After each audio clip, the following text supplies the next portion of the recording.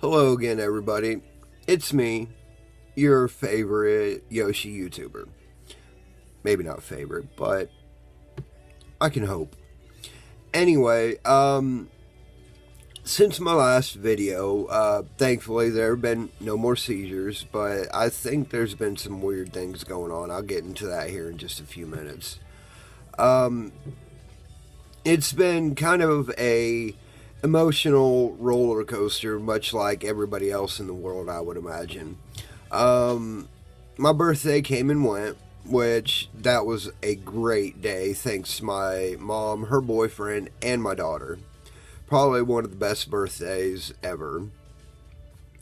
Um, Now, as for those weird moments, last night I was laying in bed and watching a movie as I was trying to go to sleep. Well, more listening to it than watching it, actually. Things like that tend to help me go to sleep. Um, I would randomly get thoughts in my mind, and then all of a sudden they would just go away. And then I would try to recall them, and I wouldn't be able to. It was really weird. Um, so I don't know what was going on. At that time, I thought, okay, it could be an upcoming seizure. I don't know. Like I'd mentioned in previous videos, I do not have auras. So even if I were to experience one, I don't even know what it would be like. So just thinking of that, I grabbed my magnet and swiped it. And then afterwards, the weird feeling or sensation, I don't even know what to call it, it was still going on. Um, so if it was seizure related, I don't know. Part of that could have been I was gaming for the entire day, pretty much. Here recently, I've had a lot of gaming time because I've had friends and family, well, a friend and a family member who have been gaming with me, which has been great. It really has been because that kind of gets me out of this social box that I'm in, or non social box, I guess you could say. Because what you can see of these walls right here and my ceiling, yeah, those are puzzles that I've put together, by the way. I'm a dragon fanatic. You can barely see it, but anyway, um, I'm in this room a majority of the time. I would probably say at least 75% of the time. So usually, social gaming is about my only outlet. So my sister, who lives in Indiana, about 6 hours away from me, I get to play with her online about every weekend. I've got a friend who lives just a couple miles from me. He recently graduated from a police academy, which that is awesome. I get to play with him online quite frequently, which is very nice. So that's kind of helping me get out of my depression. But at the same time, the rest of my friends who don't socialize with me, who don't even say, hey, send me a text, what's up, man? Nothing. Um, anyway, off of that topic, back to seizures, VNS, all that. As you can see, I haven't really shown it before. Right here is my scar. It will be once again, I think 3 years in October. You can see the lead right here along with the scar for the lead. So I don't know what the setting is. I'm going to the doctor later this month and I can find out for sure. But I guess the positives of this, or I can mention in this video, one,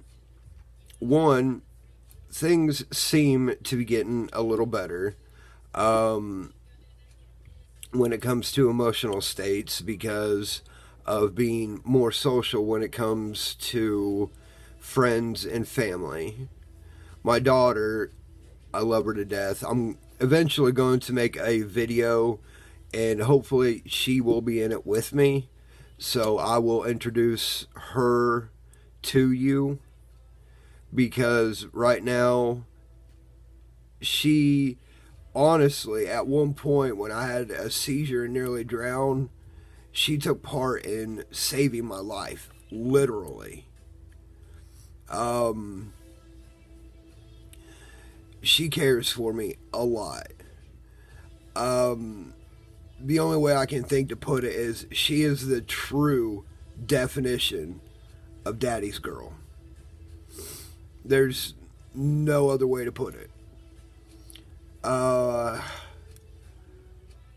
Once again, I would like to give Sarah a shout out for, I guess, giving me the courage once again for these videos. I had just read an email from her that said that her mom was referred to my video. So, hi, Sarah's mom. So, Sarah, thank you for referring your mom. That's great. Thank all you other viewers out there who are unknown to me. I appreciate it. Mostly, I just want to get seizure awareness out there because it is a legit thing. People can get severely hurt, more than likely even possibly die, because I actually have died and have had 2, possibly 3 very close calls from it. I even have got concussions because of it. So it's a serious thing. I just wish we could all come together and create an awareness group. That would be absolutely awesome. So I really, really am running out of ideas. I didn't create a list or anything. This is just kind of winging it. So forgive me if I'm just rambling on about random stuff. If you can hear my music in the background, please let me know if it is annoying or not. It's just to try to help motivate me a little bit. I don't know. If you like what you're hearing, or if you can hear it, let me know. I'll let you know what it is. Or if you know it, be singing along with it. That'd be great. Anyway,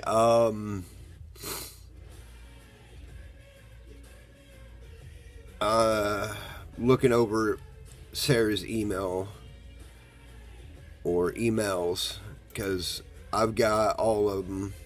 I like reading over them once again for motivation and everything like that. So yeah, let's see, it's on the 22nd that I go back to my doctor of this month, September. I guess I'm going to ask him a bunch of questions. I'm going to have to write them down as I come up with them. I know I want to find out for sure what my settings of my VNS are. So I'm definitely going to have to write that one down. I know I need to mention these strange depth perception, because it's like in the movies when the screen is focused on, say, an actor, actress, and the background moves, it's kind of like that for me. It's really weird. It can last anywhere from 30 seconds to possibly 5 minutes, and I'm conscious through the entire thing. I know what's going on. But it's just my depth perception is changed. Things that I know are close seem a lot further away than they should, and things that are far away seem closer than they are. And I'm aware of this, but it don't I don't know what to do to change it or to get it to stop. I've tried swiping my magnet and it don't help. My doctor, my neurologist actually, more specifically, has told me that my seizures can be treated but not controlled with the medication, the VNS, all of that. So, I guess I'm kind of at a standstill. I don't know what else to do about it. I did, however, find out some information from my disability lawyer, which is kind of unsettling, I guess you could say. I got documentation from the Social Security Administration saying that I was going to have a court date, and they would let me know 20 days in advance before the court date actually was. Well, when I called Social Security, they had told me that they had no record of any of that on file. So, this paperwork was received back in May, or was it March? One of the two. Anyway, so I hadn't heard from them in like 6 months. Okay, so it was May. And that's why I had called from. I hadn't received a single shred of mail, not a phone call, nothing. So I just wanted to make sure everything was okay. That's why I called them. And then they had told me that they don't have any record of it. So they suggested me call my lawyer. Called my lawyer. I'm guessing my lawyer was at lunch, out of the office nonetheless. So I left them a voicemail to give me a call back. And that paper that I received about the court date had a phone number on it. So I called them, and they said that it's in the works, which could take a few more months, or several months was their wording. Which to me, the way that they put it is there's like 3 processes. 1, it's sitting on the shelf. 2, it is in the works. And 3, you have your court date. So it's no longer just sitting on the shelf, it's actually in the works. Which to me, that's good. So I'm kind of thrilled. It's been almost a year since I filed for my court date. Well, then, shortly thereafter, my lawyer actually called me back. And my lawyer had told me that the reason that the Social Security office don't have any documentation on it is because all of my paperwork is actually paperwork. It's not digital. So I'm like, okay, that makes sense. But I don't understand why it's all paperwork. Maybe because my lawyer's doing it. I don't know. Anyway, Let's see. I think I'm about to wrap this up. Actually, no. There is one more thing I can think to add. Forgive me if I put this in previous videos. It might end up being in several different videos. I don't know. I got a really, really bad memory because of this. And that's something else I can talk to my doctor about. Currently, I am taking 3 different epilepsy medications. One is, and you're going to have to forgive the pronunciation, I'm horrible at these. The generic for Trulepitol, which is oxcarbazepine. I take that one twice a day. Then the generic for Zonegran, let's see, it's zonazamide. I take 100 milligram tablets, 3 of them at night, and then let's see, this one, the generic for, I think it's Keppra. Yes, the generic for Keppra, levetiracetam, 1,000 milligram tablet twice a day. And then a variety, 4 different medications I need to take at bedtime to help me sleep. And like I said before, insomnia, depression, anxiety, sleep apnea, all that is usually tied in with epilepsy. So you got epilepsy, you're going to have one of the others, if not all of them. So, sorry. It sucks, I know. Trust me. One of my worst ones, insomnia.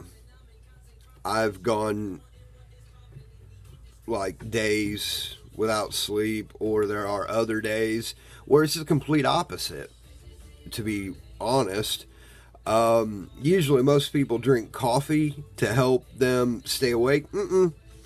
Me, I drink coffee and I go to bed. One day I drank an entire pot of coffee, slept for 24 hours. I guess I could talk about the way epilepsy impacts my life. Some more. Mentioned before, my neurologist will never approve me to drive a vehicle again. Yeah, never again. Which, of course, makes it difficult to find a job. That's why I'm filing for disability. Along with that, my doctor, my neurologist and primary physician says that I shouldn't do this, and that, which is pretty much everything or every type of job that I've had before. So that kind of makes things difficult too. All the experience that I've had is pretty much everything that they're telling me that I should not do ever again. So, please forgive me. Getting a little bit of cotton chops. Anyway, so with all that in mind, that's why I'm trying to file for disability. The depression, the anxiety, cabin fever, insomnia, my neurologist even had on documentation, he said it was a misdiagnosis, but this is a pretty significant misdiagnosis. Said I was schizophrenic and a psychotic break, which, how would you misdiagnose something as significant as that? I don't know. But I just noticed that this video is now over 20 minutes long, so I'd better wrap it up. If you made it to the end of this video, sorry, it's kicking in, making it a little bit difficult. I really appreciate it. I just took 20 minutes out of your life, and that's great if you made it to the end. Thank you. But I hope everybody learned something from this, maybe, or is just interested enough to have made it to the end. So give me a thumbs up if you would. Leave a comment below. Questions, anything. Once again, I will post my email. I'm still learning the whole Facebook posting and everything, so you'll have to forgive me. Anyway, once again, thank you everybody for watching my videos. I truly appreciate it. For those of you who have epilepsy like myself, trust me, I know the situation. I sympathize because, well, it sucks. It really does. So, this is Yoshi signing off. Everybody, have a good day. Thank you for watching, and I will talk to you later.